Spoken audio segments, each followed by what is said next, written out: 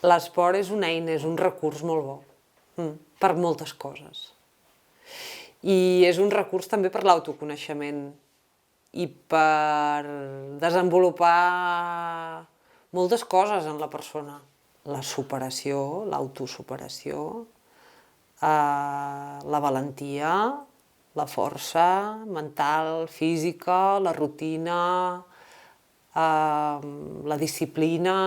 Tu et poses a prova i veus fins on... De com això et dona eines, llavors també a nivell de conèixer-te, no? Fins on tu ets capaç d'arribar. La bici ha sigut el mitjà, jo penso. Ha sigut el mitjà, el salvavides.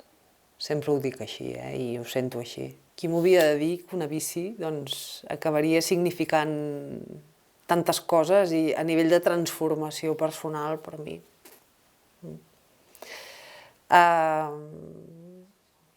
Me la van regalar, per motivar-me, per veure si feia activitat física, que no en feia. I al cap de pocs mesos em diagnosticaven un càncer de mama, amb 36 anys. Això era l'any 2007.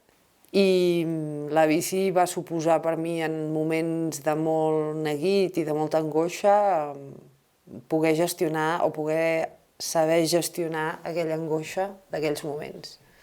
A partir d'això va ser quan em vaig enganxar a la bicicleta.